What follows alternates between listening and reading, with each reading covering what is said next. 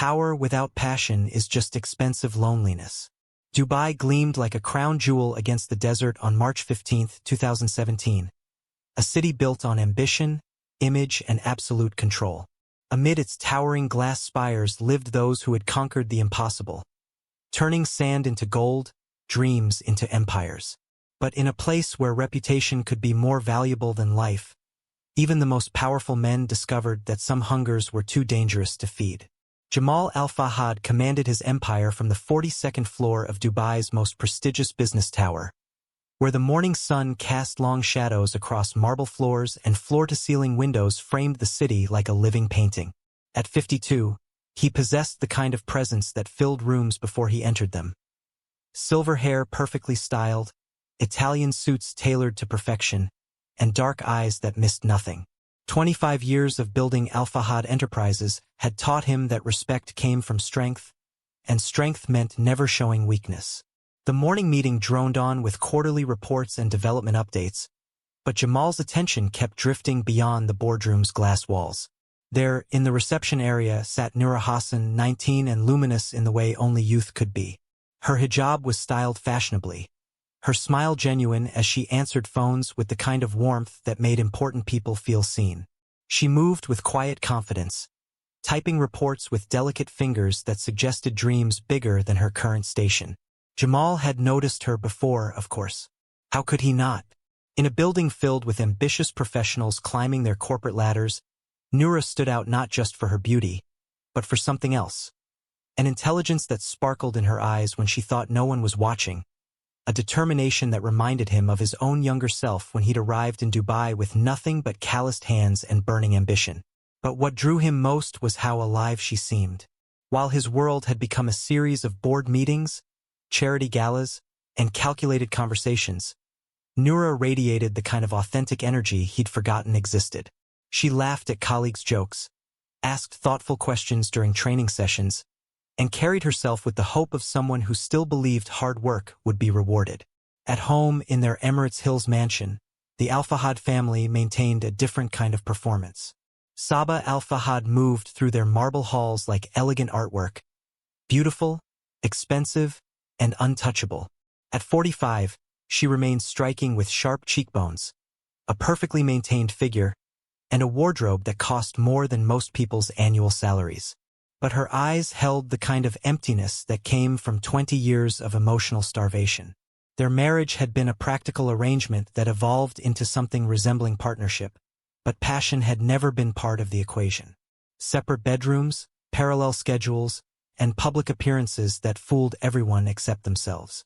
They were successful by every measure that mattered to Dubai's elite: wealthy, respected, socially prominent. Yet their conversations had been reduced to logistics and appearances, their intimacy to polite kisses for cameras at charity events. Saba found meaning in hosting dinner parties and organizing fundraisers, while Jamal buried himself in deals and expansion plans. They moved around each other like planets in separate orbits, sharing space but never truly connecting. The silence between them had grown so complete that even their housekeeping staff spoke in whispers, as if afraid to disturb the careful emptiness that filled their perfect home. What made it worse was that they both knew exactly what was missing. In quiet moments, when Saba caught sight of young couples laughing together at restaurants, or when Jamal watched his employees' faces light up during casual conversations, they each recognized the ghost of what they'd never had. But acknowledging it would mean admitting failure, and neither was prepared for that kind of vulnerability.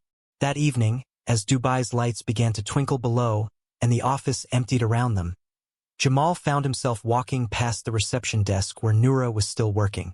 She looked up with a smile that seemed to illuminate the entire floor, her eyes bright with the kind of hope that youth carried effortlessly.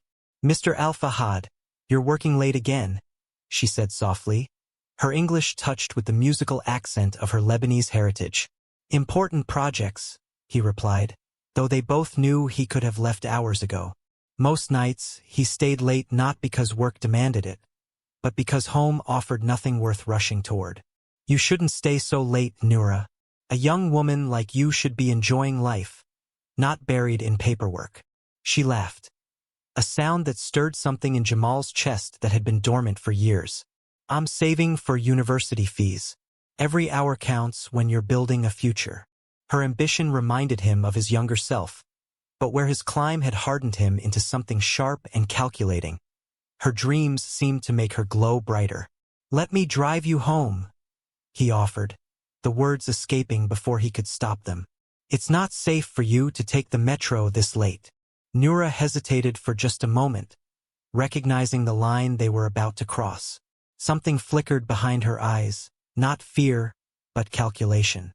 She knew exactly who Jamal Al-Fahad was, what he represented, and what this offer might lead to. In that brief pause, she made a decision that would change everything. "That's very kind of you, Mr. Al-Fahad," she said, beginning to pack her things with movements that seemed suddenly more deliberate.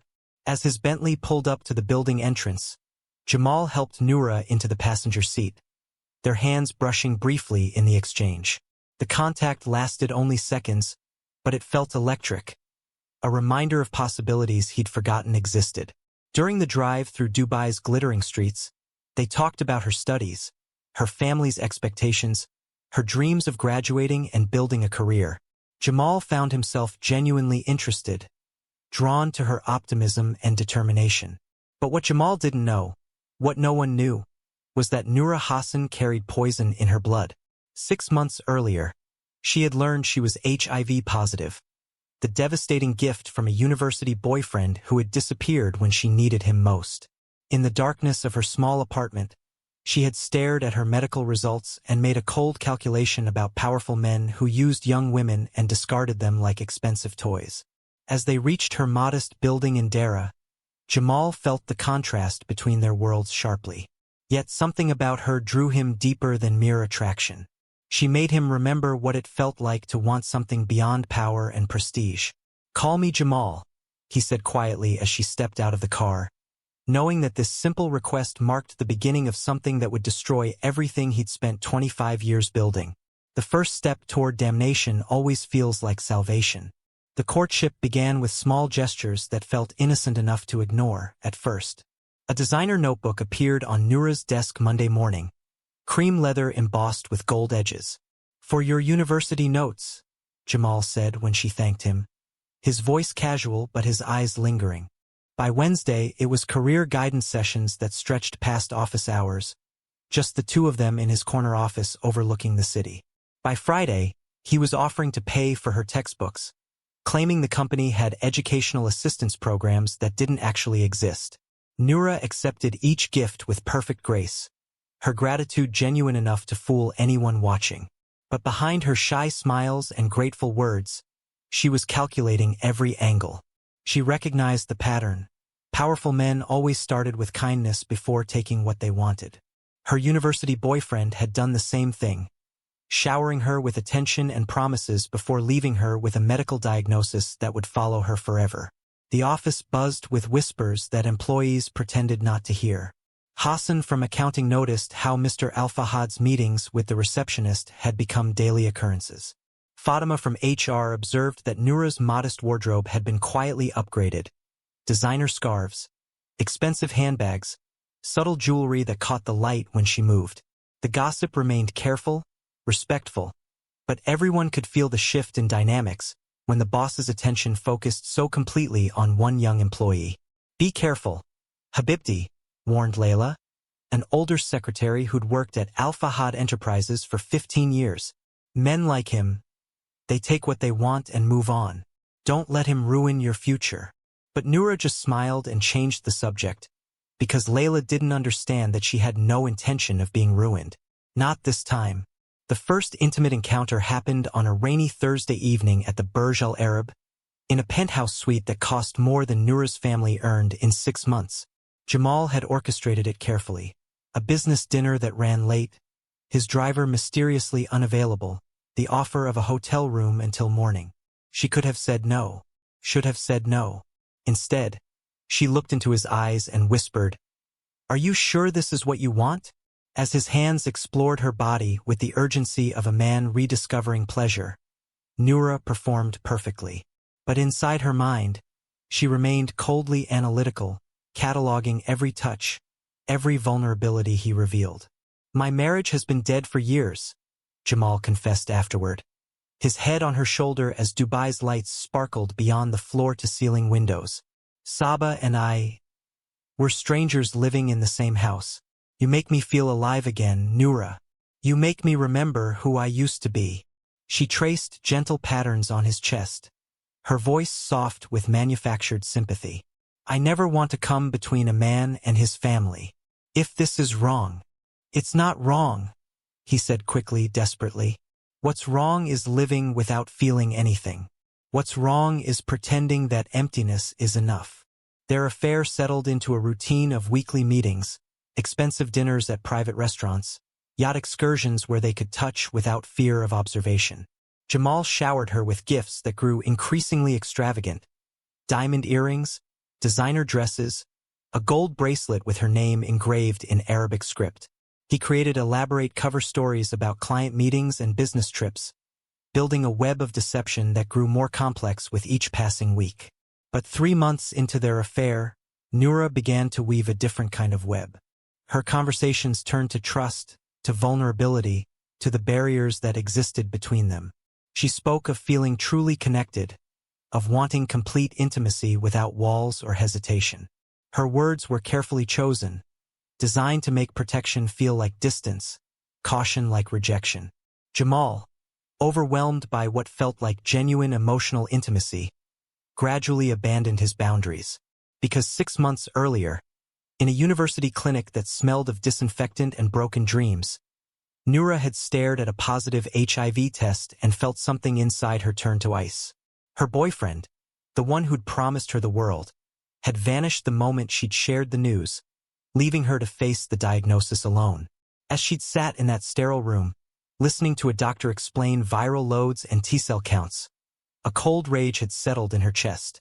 Men like that, she'd realized, men who used women and discarded them, deserved to understand what it felt like to carry someone else's poison forever.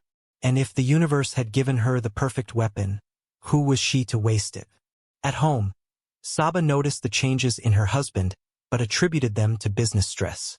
Jamal came to bed later, left earlier, and seemed constantly distracted during their rare conversations.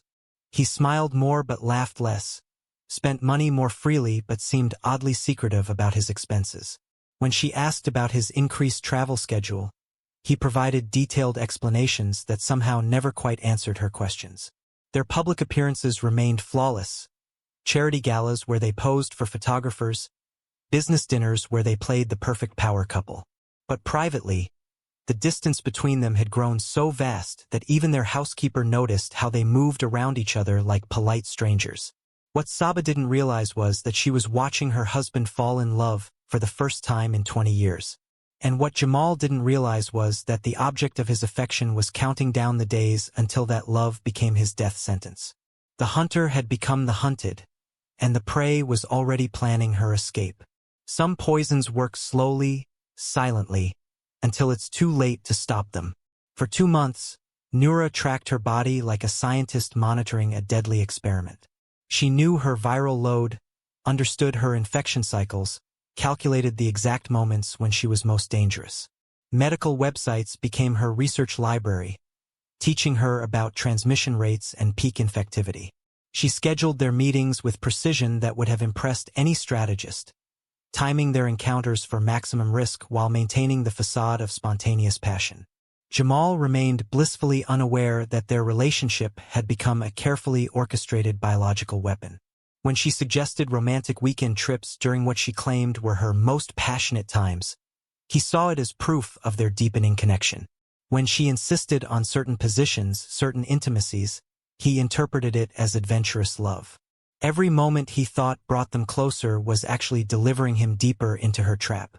She watched him with clinical fascination during those months, noting how his trust in her grew while his defenses crumbled. The way he looked at her, with genuine affection, even love, made her task easier. Men were most vulnerable when they believed they were being adored, and Jamal had become completely defenseless against what he thought was worship but was actually revenge served slowly, deliberately, perfectly. The first symptoms appeared in September, subtle enough that Jamal dismissed them as stress. The Dubai heat seemed more oppressive than usual, leaving him exhausted after meetings that once energized him. His appetite waned, and colleagues noticed he'd begun declining lunch invitations, claiming he wasn't hungry. Sleep became elusive, interrupted by night sweats that soaked through expensive sheets and left him changing clothes at 3 in the morning. "You're working too hard," Saba observed one evening as he picked at his dinner with unusual disinterest. It was one of the few times they'd shared a meal in weeks, and she couldn't help but notice how his perfectly tailored shirts now hung loosely on his frame. Jamal forced a smile. "The new development projects are demanding. I'll slow down once we complete the next phase." But privately, he was beginning to worry. His reflection showed a man aging too quickly, his skin developing a grayish pallor that expensive skincare couldn't correct. By October, the symptoms had progressed beyond what stress could explain. A persistent cough developed, dry and irritating, that echoed through board meetings and disrupted his presentations. His weight loss became noticeable enough that his tailor suggested taking in his suits. Most alarming were the recurring infections. Minor cuts that refused to heal, a bout of pneumonia that lingered for weeks, viral infections that his body seemed unable to fight. Dr. Rashid, his private physician, ordered extensive blood work after their third consultation in as many weeks. "I want to rule out some possibilities," he said with the careful tone doctors used when they suspected something serious but hoped they were wrong. The results arrived on a Tuesday morning in November. Dr. Rashid's office felt smaller than usual, the medical diplomas on his walls suddenly seeming like inadequate shields against the words that would change everything. "Jamal, I need you to sit down," Dr. Rashid said, his voice carrying the weight of experience delivering devastating news. "Your blood work shows that you're HIV positive. The viral load is significant, suggesting the infection has been present for several months." The room tilted. Jamal's world, so carefully constructed over 25 years, began to crumble with 3 simple words. "That's impossible," he whispered, his mind racing through explanations that made no sense. "I've only been with—" The sentence died as realization crept in like ice water through his veins. At home, Saba had been conducting her own investigation. Jamal's behavioral changes had become impossible to ignore. Not just the health issues, but the secretiveness, the unexplained absences, the way he guarded his phone like state secrets. When his credit card statements arrived, she found charges at hotels she'd never visited, restaurants where they'd never dined together, jewelry purchases that had never appeared in her collection. The medical crisis forced conversations they'd been avoiding for months. When Jamal confessed about his diagnosis, Saba's first reaction was terror, for her own health, for their family's reputation, for the life they'd built. Emergency testing revealed she was negative, a miracle that felt like borrowed time. "How is this possible?" she demanded, her voice cracking with rage and fear. "Who were you with?" The name came out like a confession. Noura Hassan, from the office. Saba's investigation became relentless. Phone records revealed months of deleted calls. Hotel surveillance footage, accessed through family connections, confirmed what she'd suspected. Credit card receipts painted a timeline of an affair that coincided perfectly with Jamal's infection period. When she accessed his company records, Noura's employee file told a story that made everything click into place. A young woman from a modest background, suddenly driving a new car, wearing expensive clothes, living beyond any reasonable salary. The confrontation happened on a gray December morning in the company parking garage, where Saba waited beside Noura's recently purchased BMW. When the younger woman emerged from the elevator, Saba stepped forward with the controlled fury of someone who'd spent weeks preparing for this moment. "We need to talk," Saba said simply. Noura's composure slipped for just an instant before reassembling into careful innocence. "Mrs. Al-Fahad, I don't think. You infected my husband with HIV," Saba said quietly. "Don't insult my intelligence by pretending otherwise." For a long moment, they stared at each other, the wife who'd lost everything and the woman who'd taken it. Then Noura's mask fell away completely, revealing the cold calculation beneath her youthful beauty. "Your husband used me," she said with chilling calm. "He promised me things, made me believe I mattered. then treated me like his personal entertainment. Rich men think they can take whatever they want without consequences. Her smile was sharp as broken glass. Now he knows what it feels like to carry someone else's poison forever. Saba felt the world tilt as the full magnitude of what this woman had done became clear. This wasn't an accident, wasn't careless passion. It was premeditated murder, delivered with kisses and whispered endearments. You deliberately. Saba couldn't finish the sentence. I gave him exactly what he deserved, Noura replied. And if you try to expose me, I'll make sure everyone in Dubai knows about your husband's affair, his diagnosis, and how the perfect Al-Fahad family is built on lies. As Noura drove away, leaving Saba standing alone in the parking garage, one truth crystallized with terrible clarity. This woman had murdered her husband slowly, methodically, and she was prepared to destroy their entire family to protect her secret. The poison had been delivered. Now came the reckoning. The progression was merciless. Within weeks of his diagnosis, Jamal's immune system collapsed like a fortress whose walls had been secretly undermined. What began as fatigue and weight loss accelerated into a cascade of opportunistic infections that his body could no longer fight. Pneumonia returned with savage intensity.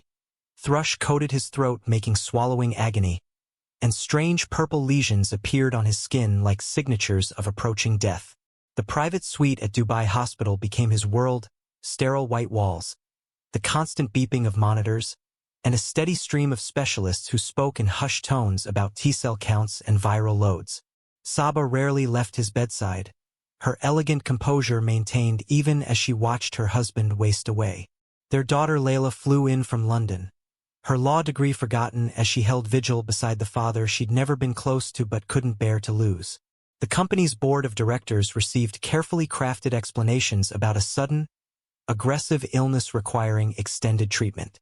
Stock prices remained stable, business operations continued smoothly, and the public face of Al-Fahad Enterprises showed no cracks. But privately, everyone knew they were watching the end of an era. It was during Jamal's third week in hospital that Khalid Al-Fahad received the call that would change his life forever.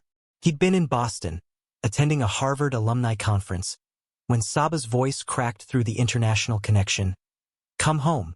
Your father is dying. Khalid arrived to find a stranger wearing his father's face. At 28, he'd inherited his father's sharp intelligence and commanding presence. But where Jamal had been hardened by decades of building an empire, Khalid retained the idealism of someone who believed business could be conducted with honor. His Harvard MBA had taught him about ethical leadership and corporate responsibility, values that seemed quaint in Dubai's cutthroat business environment but had always made his father proud. Son, Jamal whispered when they were finally alone, his voice barely audible above the ventilator's rhythm. There are things you need to know. Things that will make you hate me. The confession poured out in fragments. The affair, the deliberate infection, Noura's calculated revenge. Khalid listened in growing horror as his father revealed evidence hidden in a safety deposit box. Medical records proving Noura knew her status, photographs of them together, recordings of her threats to expose everything unless the family paid for her silence. She murdered me slowly, Jamal rasped, his eyes burning with the last flames of his rage. She destroyed our family name, and she's not finished. She wants money, recognition, revenge against everything we've built. Khalid felt something fundamental shift inside him as he absorbed the magnitude of what this woman had done. This wasn't just about his father's poor choices. It was about a predator who had systematically destroyed his family and was threatening to finish the job. What do you want me to do? Khalid asked, though part of him already knew. Jamal's grip on his son's hand was surprisingly strong for a dying man. You must protect your mother and sister from this poison. She cannot be allowed to destroy what we've built. Promise me, Khalid. Promise me you'll handle this threat. The oath came from somewhere deeper than his Harvard education, older than his American values. I promise, Father. I'll protect our family. 3 days later, Jamal Al-Fahad died with dignity intact, surrounded by family who maintained the facade that he'd succumbed to a sudden illness. The funeral drew hundreds of mourners, business leaders, government officials, and society figures who praised his vision and legacy. The family's grief appeared genuine, their composure admirable. What they didn't expect was Noura Hassan appearing among the mourners, dressed in modest black, her face composed in an expression of respectful sorrow. She approached Saba during the reception, her voice soft with manufactured sympathy. "Mrs. Al-Fahad, I'm so sorry for your loss. Mr. Jamal was such a wonderful man to work for. If there's anything the family needs during this difficult time," the audacity was breathtaking. Here was the woman who had murdered her husband, offering condolences with the same lips that had delivered poison through kisses. Saba managed a polite nod, but her eyes promised retribution. Later that evening, Noura's true intentions became clear. The phone call to Khalid was brief and businesslike. "I think we should meet to discuss your father's legacy. There are things the public doesn't know about his final months. Things that could damage the family's reputation if they became public. I'll need 5 million dirhams to ensure my discretion. Consider it compensation for my years of loyal service." The audacity was breathtaking. She wasn't just threatening exposure. She was demanding payment for murdering his father. When Khalid remained silent, her voice hardened. "Your family's reputation is worth more than money, isn't it? Unless you prefer that Dubai's newspapers learn about your father's lifestyle choices." Khalid listened to her veiled threats with the same analytical mind that had earned him top grades at Harvard. But where his professors had taught him about negotiation and compromise, his father's dying words echoed with different instructions. Some problems couldn't be solved with boardroom diplomacy. That night, alone in his father's study, Khalid made calls to people his Harvard classmates had never heard of: security consultants, private investigators, and other professionals who understood that in Dubai's highest circles, some problems required permanent solutions. His American education had taught him about due process and legal remedies. His father's final command taught him about justice that existed beyond courtrooms. The transformation wasn't immediate, it was methodical. Khalid began building resources, gathering intelligence, and preparing for a confrontation that would require him to become someone he'd never imagined. The loyal son who'd once believed in corporate ethics was evolving into something darker, more dangerous. Because Noura Hassan had made one fatal miscalculation. She'd murdered a powerful man and thought his family would pay to keep their shame secret. Instead, she'd created an enemy who had nothing left to lose and everything to protect. The student was about to become the hunter, and the hunter had learned patience from the best teacher of all: absolute necessity. Some lessons can only be learned at a deathbed. Others can only be applied in darkness. The hunt began quietly, methodically, with the same precision Khalid had once applied to corporate acquisitions. His father's security contacts became his shadow army. Former military personnel who understood that some problems required permanent solutions. Private investigators tracked Noura's every movement while she remained oblivious, believing her threats had cowed the grieving family into submission. She had grown careless in her confidence, upgrading her lifestyle with reckless abandon. A new apartment in Jumeirah, expensive clothes, a BMW that gleamed in Dubai's relentless sun. She posted photos on social media, her smile radiant with the satisfaction of someone who believed she'd won the ultimate game. What she didn't realize was that every purchase, every movement, every breath was being catalogued by professionals who made hunting an art form. Khalid studied her patterns like a business case study. Her morning coffee at the same cafe, her evening walks along the marina, her weekend shopping trips to the gold souk. He learned her vulnerabilities, the way she glanced over her shoulder when walking alone at night, how she counted money obsessively, her growing paranoia about phone calls from unknown numbers. The psychological warfare was subtle but relentless. Flowers delivered to her apartment with no card. Phone calls that disconnected when she answered. A sense of being watched that made her sleep restlessly and jump at shadows.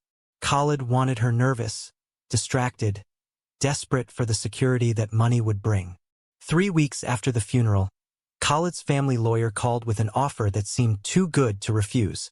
"The family has reconsidered your proposal. They're prepared to discuss a settlement. Confidential, of course.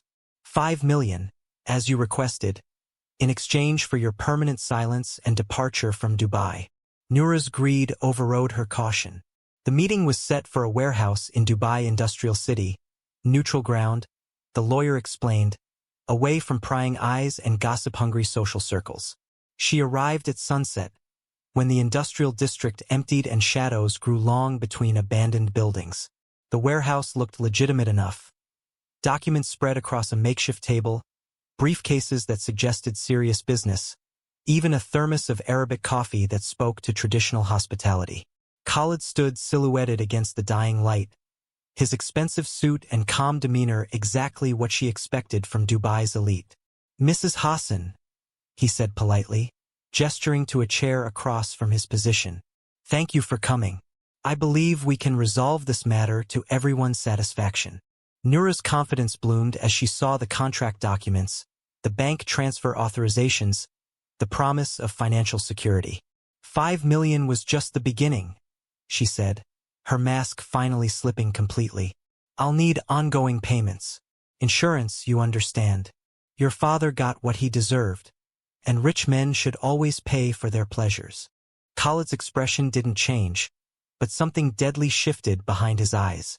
"Tell me about the infection, about your deliberate choice. Your father thought he could use me and discard me like garbage," she said with chilling pride. "I gave him something permanent to remember me by, something that would follow him to his grave. You murdered him. I gave him justice." Her laugh was cold, triumphant. "And if you think you can intimidate me, you're wrong. I have insurance, recordings, photographs, medical records. If anything happens to me, everything goes public. Your family's reputation, your business empire, your precious honor, all destroyed." Khalid reached into his briefcase, but instead of money, he withdrew a length of electrical cord from the warehouse's abandoned equipment. "My father's dying wish was protecting this family from poison like you." Noura's confidence cracked as she realized her mistake. No security cameras, no witnesses, no escape route she'd bothered to plan. She'd been so focused on the money, so convinced of her own cleverness, that she'd walked into a trap designed by someone who'd learned ruthlessness from the best teacher possible, necessity. "You can't. Your family's reputation," she gasped as Khalid moved with calm precision. "My family's reputation will survive," he said quietly. "Yours won't." The struggle was brief. Khalid's Harvard education had included crew team training, and his hands remembered the strength that came from rowing against resistance. When it was over, he methodically staged the scene. Scattered jewelry suggesting robbery, forced entry marks, her purse emptied and thrown aside. Another tragic victim of Dubai's occasional street crime. The next morning, security guards found a young woman's body in an abandoned warehouse. Police treated it as routine criminal activity, robbery gone wrong, probably drug-related given the industrial location. Khalid's alibi was ironclad. Security footage showed him at a business dinner across the city when the estimated time of death occurred. The media coverage was minimal. A brief mention of an unfortunate crime, condolences to the victim's family, reassurances about increased security patrols. No connection to the Al-Fahad family emerged. No whispers about affairs or medical scandals. Within months, the case file gathered dust in police archives. Another unsolved crime in a city that preferred success stories to uncomfortable truths. Khalid inherited his father's empire cleanly, his reputation enhanced by the dignity with which he'd handled the family's sudden illness crisis. Under his leadership, Al-Fahad enterprises thrived, guided by the ethical principles his Harvard education had instilled, with one notable exception that he carried like a secret scar. Saba and Layla never learned the complete truth. They mourned Jamal's death, rebuilt their lives, and remained protected from the poison that had briefly threatened to destroy everything they'd built. The family name remained untainted, their future secure. On quiet evenings, Khalid visited his father's grave in Dubai's most prestigious cemetery. Standing among marble monuments to other titans of industry, he reported on company progress, family welfare, and the security that came from keeping promises made to dying fathers. Some secrets, he'd learned, were worth carrying forever. Some justice existed beyond courtrooms and legal procedures, and sometimes protecting innocence required accepting guilt. The poison had been eliminated. The family endured. And in Dubai's gleaming towers, life continued as if Noura Hassan had never existed at all.